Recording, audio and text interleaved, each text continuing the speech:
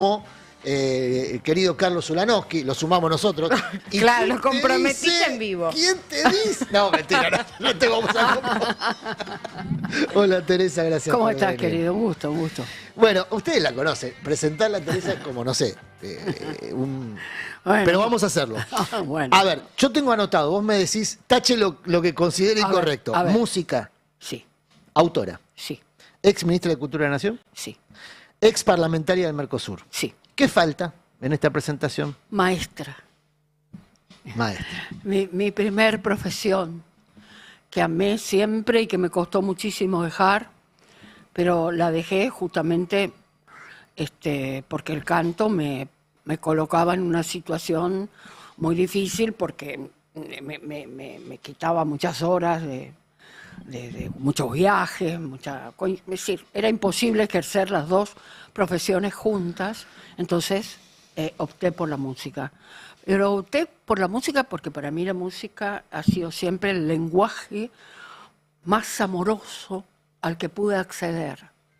Porque creo que la música está hecha con amor y entregada con amor, y es un puente increíble, luminoso, que va a buscar ese amor y que generalmente lo encuentra. Y entonces esa hermosa sensación de complicidad que se produce entre el autor, el compositor y el que escucha, el cantor, la cantora y el que escucha, la que escucha, es tan hermosa que me terminó inclinando la balanza para ese lado. ¿Fue una decisión difícil? Sí. ¿O porque lo planteás como algo natural, pero al mismo tiempo lo planteás como una decisión y por lo tanto... Fue difícil, ¿sabes por qué? Porque yo adoro la docencia. Vengo de una familia de docentes, profesores, bueno, mi madre, mi casa era una escuela en mi niñez, porque mi madre... ¿Niñez en dónde? Yo vivía en Corrientes Capital, donde nací, a 2 cuadras de la costanera, del río Paraná, de Corrientes, esa capital de Corrientes que es como balconea con el Paraná, ¿sí? Coquetea mucho porque tiene una de las costaneras más hermosas del país. Es una hermosa ciudad, Corrientes. La otra que es imperdible, la de Paraná, que es una joya, es un espacio maravilloso, la Paraná Entre Ríos, pero Corrientes viene como también ahí muy pareja, porque la ciudad está, no sé si sabía, construida sobre 7 puntas que dan al río, ¿no? Y varias de esas puntas están en la misma costanera. Lo cierto es que yo quería ser maestra porque la miraba a mi mamá, porque la miraba a mi abuela, a mi abuelo, a mis tíos, mis tías.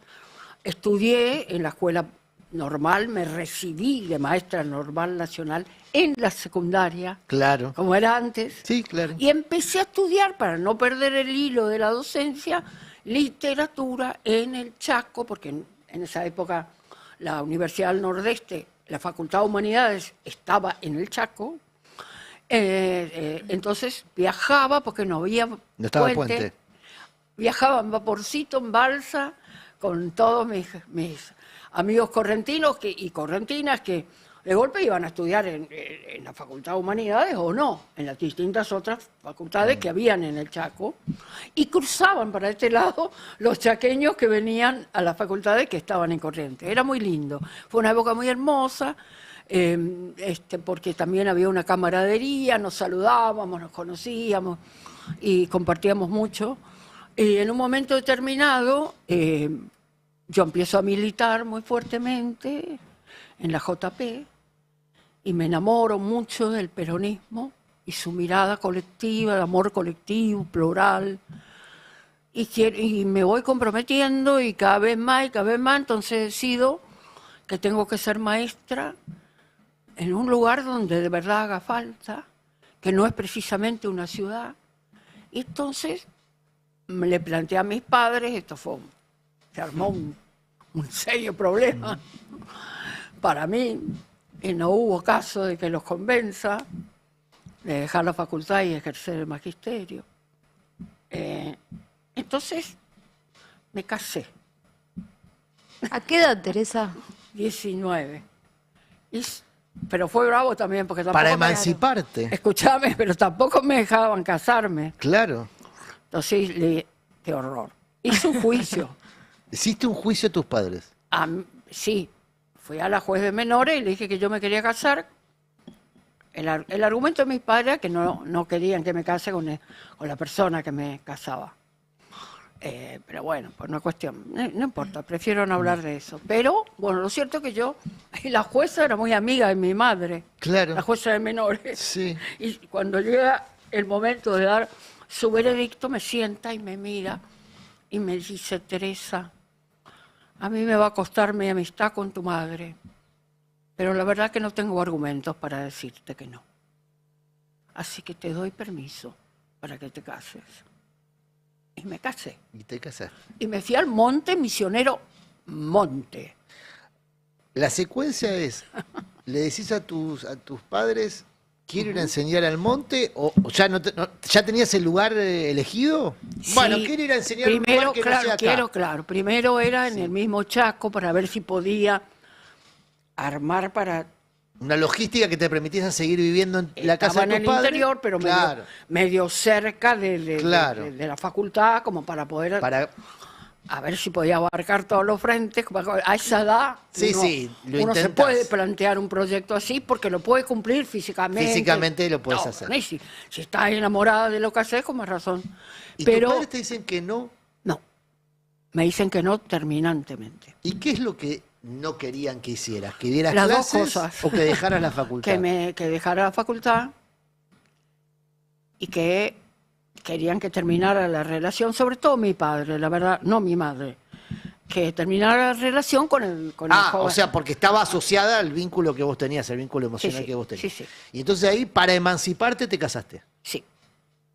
Bueno, y ahí empieza tu vida adulta. Sí. A los 19. Sí. Allá lejos. En el monte. Hermosos. Viví en la escuelita. He contado muchas veces esta historia. Y siempre que la cuento, aún hoy, me sorprende haberlo hecho. Yo era una muchacha criada en una casa con todas las comodidades. No sé, no había accedido al mundo, simplemente a mi entorno amoroso. Pero no sabés cómo me cambió la vida hacer eso. Y la mirada. Y cómo fui más peronista que nunca. Porque mirar el país desde ahí, desde ese lugar, en aquellos años, era tan distinto. Era algo... ¡Wow! ¿Y ahora qué hago con todo esto, no? Yo vivía en la escuelita, en la pieza de atrás de los maestros, vivíamos allí con Guillermo, el padre de todos mis hijos. En realidad Guillermo es Guillermo Parodi, yo no soy Parodi. Después lo usé artísticamente porque es más sencillo que mi apellido, era más fácil, lo decían mejor. Bueno, lo cierto es que esta experiencia, que no tenía luz, no había agua, había que ir a sacar agua especialmente con un aparato que vos traccionabas así, ibas cargando los baldes y no tenía, por supuesto, baño en el lugar, tenías que, bueno, todas las incomodidades que al mismo tiempo son tan naturales para una determinada forma de vivir en lugares muy aislados. Bomba, letrina, todas esas cosas que vos no conocías. Conocía porque iba mucho al campo, pero en el campo, que yo iba en mi infancia, de mi abuela paterna, bueno, no estaba todo solucionado. Claro. Eras una turista en tal caso de eso. No había, pero tenían todos los elementos para que eso no pase, ¿no? Bueno, no importa, porque eso fue algo que para mi forma de vivir fue un contraste, pero es uno o naturaliza o abandona. Yo lo naturalicé. Estaba fascinada con esa vida y por eso porque me enamoré de la gente, de los niños. Tenía segundo y cuarto grado en el aula. Yo, el día que mis alumnitos de segundo, que entonces se llamaba segundo grado, pero en realidad era, ¿te acordás que antes era primero inferior, primero superior, después venía el segundo? Bueno, sería el primero superior, digamos. Y cuando mis alumnitos empezaban a leer con, digamos, haciendo las comas, la puntuación, el acento, después de haberle dado clase, y yo los miraba leer, yo me sentaba atrás en el aula y lloraba, porque me emocionaba, porque pensaba, le estoy dando una herramienta. Soy el vehículo para que este niño, estas niñas, tengan esta herramienta que les va a ayudar a construir su vida, su pensamiento, sus elecciones, su futuro. Es una herramienta tremendamente poderosa, la que el maestro da en la escuela, que por suerte también es pública. Esta era una escuela pública. ¿Qué te hizo decidir por la música y cuándo? En este proceso que vos describís con tanto amor, después quiero volver. Yo ya era música, yo llevé mi guitarra. ¿Era música las guitarreras? ¿Era guitarrera? Estudiaba guitarra, la guitarra, cantaba y componía ya. ¿Estudiabas? Sí. Disciplinada. Y cantaba, y sí, muy disciplinada, porque para poder recibirme de maestra, como mi mamá era muy exigente, porque era una mujer con una tremenda conocimiento, una mujer que era capaz de enseñar 3 o 4 materias en el mismo aula, era así como una maestra, una docente extraordinaria, era mi madre y directora. Entonces mi madre era muy exigente. Entonces yo estudiaba para que cuando ella venía a la escuela me tome todas las lecciones y después me deje tocar la guitarra. ¿Entendés? O sea, yo ya era música y como me di cuenta que en ese lugar, cuando llegué, por supuesto no había profesora de música en esa escuelita, no había aula para música, había 2 aulas y los alumnos, los grados nos mezclábamos ahí. Entonces, ¿qué hice? Llevé mi guitarra, pedí que me manden mi guitarra. Y llegó mi guitarra, entonces yo le propuse a la directora que si podía en algún momento darle clase a los chicos de música para cantar en las fiestas, 25 de mayo. Entonces armaba, y todos querían cantar, o sea, toda la escuelita, los de séptimo, todos cantaban, y yo los acompañaba y tomaban parte, como se decía antes, en la fiesta del 25 de mayo, el 9 de julio, el 20 de junio. Era hermoso lo que pasaba también con la música, ¿no? Entonces ejercía como un poco mis 2 profesiones. Pero bueno, en un momento dado empecé a cantar profesionalmente y esto me fue llevando, conduciendo por caminos que ya no tenían salida, no podía, tenía que faltar mucho. Y el canto era de una potencia para mí, ese camino maravilloso que te dije de la música, terminé eligiendo y elegí la música.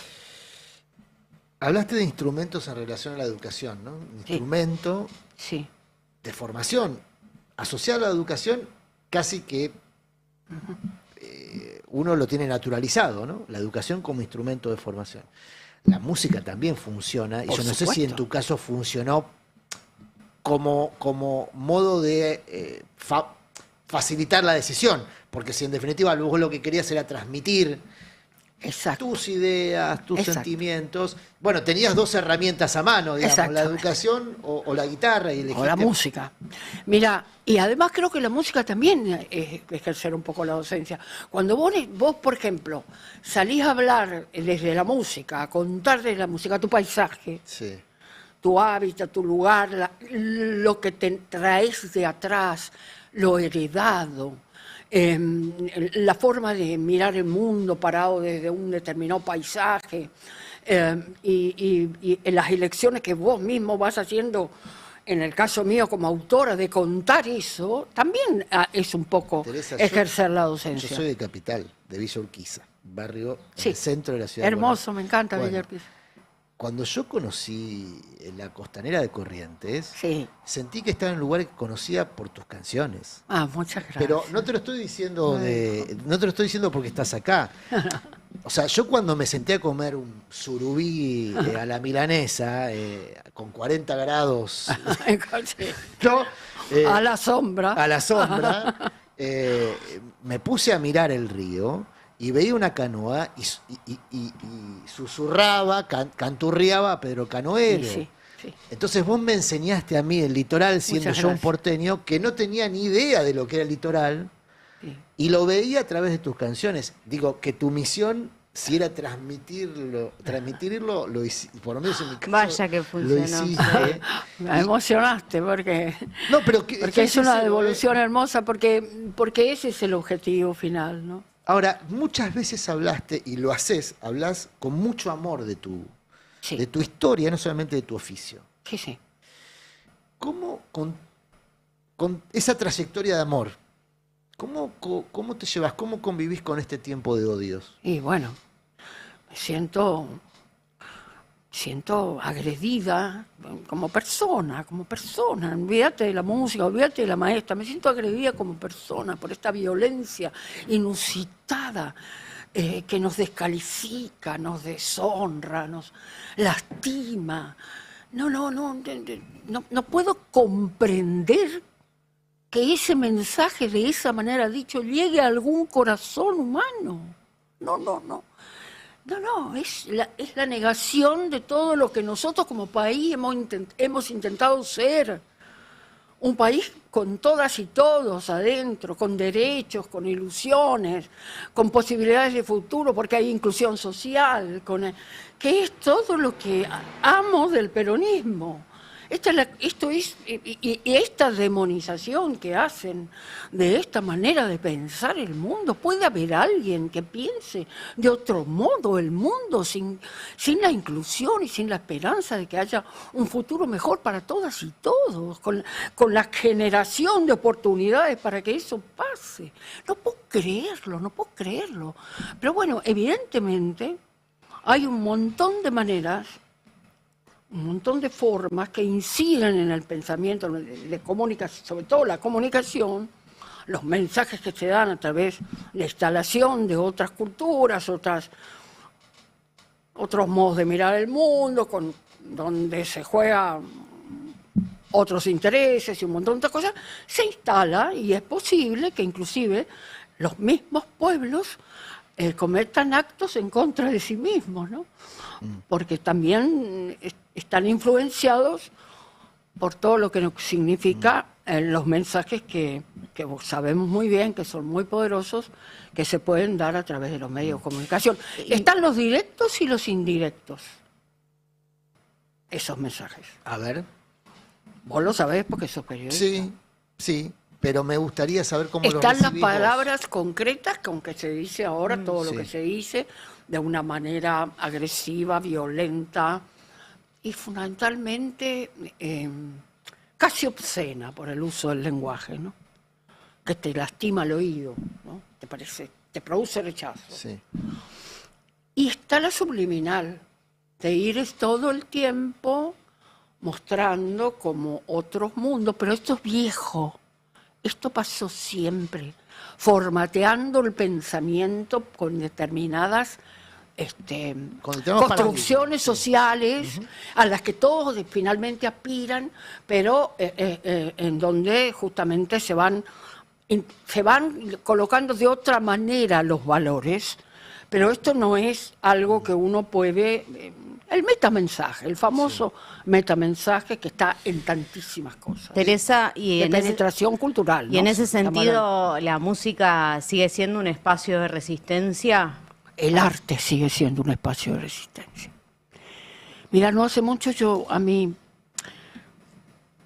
ya hace mucho que pienso esto, pero lo dije nada más que 2 veces. Una vez en un encuentro de cultura popular que se hizo en el Polo Saldías, donde cerró el acto Cristina Kirchner, y otra vez volví a decir ese concepto cuando gané el premio Gardel por una canción este año. Hay tanta patria guardada en el arte. Por eso la cultura es profundamente atacada, digamos, estigmatizada y agredida, en algunos casos de manera casi inconcebible, con algunos artistas en especial que tienen gran llegada y gran popularidad. Pero más que eso, están atacando a un modo de sentir, de pensar y de pararse frente al mundo. Están atacando tu identidad, tu historia, tu memoria cuando atacan el arte. Ahí está guardado todo, como dice León Gieco, todo está guardado en la memoria. Y eso es lo que somos. Eso es lo que somos, esa es nuestra identidad. ¿Dónde la encontrás y te reafirmás? En el arte, en todas sus formas. Y cuando estás fuera de tu país, de pronto, como te puede pasar muy a menudo, porque lo que más se escucha afuera es justamente el tango, vas caminando por Budapest, por Buda o por Pez, me pasó en los dos lugares, ¿cómo se llama? Vas caminando y de golpe empezás a escuchar un tango. Y vos estás paseando de turista o fuiste a tocar, pero estás ahí paseando. Y de golpe es como voy corriendo para encontrarme con ese tango. Es un modo de volver, ¿no? Como la canción. Para encontrarte con eso. Y mirás como gente que no habla tu idioma está aprendiendo a bailar tango. Sí. Bueno, con el chamamé pasa también, ¿no? Bueno, ayer nos enteramos del fallecimiento de Raúl Barbosa. La verdad es que Raúl es un músico imprescindible a la hora de pensar la música argentina, latinoamericana, más allá de la música del litoral. Es mucho más que eso. Raúl plantó bandera en París, mostró nuestra música de una luminosa manera y se queda para siempre, por todo lo que le dio a esta música, lo que estudió, lo que se preparó, la manera en que la entregó con virtuosismo, pero también con un talento y una emoción profunda que hacía que los demás se pusieran para aplaudirlo. El chamamé, con el famoso dúo con el que además trabajó tanto, que era Rudy y Nini Flores. Nini murió no hace mucho, hace unos años, que un acordeonista extraordinario, de los mejores que tuvo también este país, y que Barbosa apoyaba, apadrinaba, y con el que tocaba muchísimo. Quedó vivo el guitarrista de los dos hermanos Flores, y ahora tampoco está Raúl, de modo que la pérdida para esta música es muy grande, pero por suerte se grabaron sus discos y ahí está su obra, ¿no? Tengo dos preguntas respecto a esto, pero no quiero que pase de largo a lo que aludiste. No lo mencionaste, pero entiendo que era una alusión a la posición de Guillermo Francella, que se sube a la batalla cultural en los términos del gobierno contra la cultura, ¿no? ¿Por qué crees que hay artistas...? No lo escuché a Francella. Fue uno de los artistas, vos mencionaste que hay artistas que dan la batalla cultural contra la cultura, ¿no? Ajá. Y fue uno de ellos. No, yo lo que te dije fue que hay determinados artistas muy populares que son atacados en forma maliciosa, mentirosa, de una manera por lo más alto del poder político. ¿Y por qué entonces, bien hecha la eso yo me... Perfecto. Ahora entonces te pregunto puntual, ¿por qué crees que hay artistas, figuras de la cultura, que consideran que hay que dar una batalla cultural contra otros artistas? La batalla cultural la estamos dando siempre, porque la penetración cultural lo que ha venido a hacer constantemente a nuestros países es tratar de imponer una cultura por sobre. Pero Milei dice que también está dando una batalla cultural. Pero es que él está dando una batalla, porque yo no creo que haya ningún proyecto político que no sea cultural antes que nada, querido. Sí. Porque es ahí donde planteas el lugar de tu país y el lugar de tu país en el mundo. O sea, ¿cuáles son los valores? Porque lo cultural son los valores. ¿Qué otra cosa es?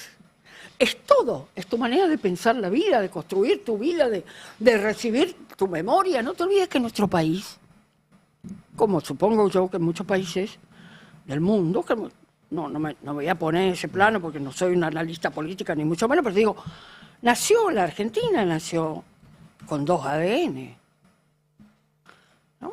El de Cornelio Saavedra y el de Mariano Moreno. Y en esa pelea todavía estamos. Sí, sin duda, la polarización es parte del ADN de la Argentina. Claro. Ahora, Teresa Parodi está presentando, no sé si tenés show previsto de Cantar con Todos, todas, todes sería. Acabo de terminar un ciclo precioso que hice en el Asta Trilce, que es un lugar maravilloso, que hay que apoyar mucho, que tiene una enorme actividad cultural. Hay que apoyar mucho estos lugares que son precisamente por lo que decía, espacio de resistencia cultural, que es resistir nosotros mismos con nosotros mismos por nuestra memoria, en donde se hace teatro, un montón de cosas. Yo quiero mucho, es un lugar que quiero mucho. Quería mucho a uno de sus creadores, que es Tomás Bradley, que falleció muy joven y que, bueno, que dejó ese espacio y que toda su familia lo está cuidando, y su grupo maravilloso que se llama La Lija. Bueno, ahí estuve, fue muy hermoso. Ahora voy a volver con Canto con Todos en noviembre al Tazo. Ah, perfecto. Pero ahora lo primero que hago es el domingo con Lito Vitale voy a cantar en la Feria del Libro de San Martín. Qué lindo. Bueno. Muy bueno. Sí, esto va a estar hermoso, muy lindo. Es una provincia de Buenos Aires, San Martín, provincia de Buenos Aires. Sí. Ahí me invitó, en la Feria del Libro, me invitó Lito, y yo voy de invitada. Muy bueno. Con otra gente sección electoral. Digo, porque ahora, a una semana de las elecciones, estamos todos... Sí. ¿Estás atenta a lo que está pasando? Me imagino que sí, por supuesto. Estoy atenta. Creo que es una gran oportunidad que tiene nuestro pueblo de pensar verdaderamente en qué país quiere vivir, hasta qué punto se puede seguir adelante con esta violencia, esta manera de descartar a sectores que tiene el gobierno con una crueldad que estremece. Las imágenes son demoledoras cuando uno ve las colas de las personas que tienen familiares con discapacidad o discapacitados que van por sí mismos para que les reconozcan lo que el Estado tiene que hacer. ¿Cómo es posible que desaparezca con las políticas o la mirada destructiva de este proyecto que nos gobierna hoy? ¿Cómo puede suceder que desaparezca el Estado? Pero entonces vamos a hacer provincias independientes, que no tenemos un lugar desde donde nos miramos todos y donde todos somos parte de... Es una convención el Estado Nacional. Es una convención pensada por todas las provincias, y en que nos da una fuerza, una manera determinada de pararnos ante el mundo. Y ante este escenario crítico que vos estás describiendo, ¿cómo ves al hablaste con tanto amor de todo, pero también del peronismo, que te pregunto, con ese amor que le tenés al peronismo, ¿cómo lo estás evaluando hoy? Bueno, el peronismo es un movimiento político. Es mucho más que un partido político, ¿verdad? Es un movimiento, es una manera cultural, político, ideológico, una manera de pensar el mundo. Yo siento que a lo largo desde que existe hemos tenido todas las puntas. Hay algunas frases de Perón que son, no me acuerdo exactamente, pero hay una que es muy famosa: el 33% es radical, el 33% es conservador, el 33% no sé qué. Entonces le pregunta el periodista, pero ¿y quiénes son los peronistas? Todos. Todos. Dice Perón, no. Bueno, creo que el peronismo, como por esto mismo, porque es un movimiento, tiene un ala que tira mucho a la derecha, un ala central que a veces es un poco tibia, y un ala más de izquierda que también ha tenido momentos históricos importantísimos. Y creo que después del peronismo, de Perón, digamos, al que yo no asistí porque era muy niña, cuando en 55 cae ese peronismo, y nací en una casa antiperonista, pero sí, el peronismo de Néstor y Cristina Kirchner es el mejor peronismo de la historia. Y eso está vivo en muchísimos, ha sido muy golpeado. Cristina está presa, Cristina es inocente, lo sabemos, es realmente una tremenda movida política la que han hecho para sacarla del medio. En el juicio que se le llevó adelante no hay ninguna sola cosa que demuestre que es culpable. Es más, no solamente no lo pudieron demostrar, sino que las pruebas que hay demuestran que las obras que se pagaron se hicieron, que no se cobró sobreprecio, un montón de... Bueno, pero también está la mirada que han tenido personas que no son kirchneristas, abogados, como el ministro Cuneo Libarona, como el abogado Baños, que dijo en lugares donde, bueno, todo el tiempo se acusa a Cristina de todo, en espacios de comunicación, dijo claramente que no había nada que demuestre que ella había robado o que tenía que ver con ninguna asociación ilícita, pero lo mismo está presa. Pero creo, sinceramente, que sigue siendo la gran conductora del peronismo, y creo que, aunque tengamos las internas que tengamos, todos sabemos que en un momento, cuando nos tenemos que referir a ese peronismo con inclusión, no podemos pensar en otro que no sea el kirchnerismo. ¿Ves un camino de salida al charquito endogámico en el que parece estar encharcado el peronismo hoy? Yo creo que sí. ¿Lo ves inminente? ¿Lo ves un poquito más lejano? ¿Ves yo que creo las elecciones... que los caminos... Oye, ojalá... Vos me estás preguntando como si yo fuera analista política. Bueno, ¿sos una militante? Yo solo soy una vieja militante, bueno, y soy una ciudadana común, pero que le importa la política. Y te quiero decir por qué me importa la política desde muy chica. Porque en mi casa, mis padres nos hablaban de política, aunque no hayamos pensado después igual, porque nos decían a mis hermanas y a mí que la política era una herramienta de construcción colectiva, que tenemos que pensar en política, porque esta manera de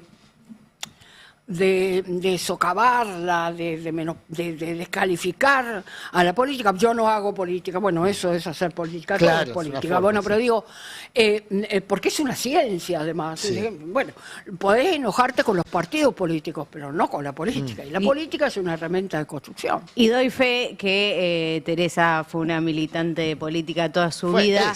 Es una militante política de toda su vida, porque me contaba mi papá que en el 95 estuviste en la toma de terrenos del Solano, donde se estaba haciendo el barrio Agustín Ramírez, un militante que recordás. Y me contaba mi viejo que, bueno, cantaste en unos tablones arriba de unos tanques de YPF. Claro. Escenas de esas debes tener. ¿Recordás ese evento? Eso te quería preguntar. Muchísimo, sí. Y recuerdo otros. Canté arriba de camiones, canté acompañando a la gente que defendía la no privatización, que pedía la no privatización de aerolíneas argentinas. Acompañé las luchas populares en todo el país. Porque es mi convicción, digamos, pero eso es un tema absolutamente personal, por eso, pero no soy analista. No, está muy bien. Pero puedo contestarte lo que yo siento como ciudadana, nada más.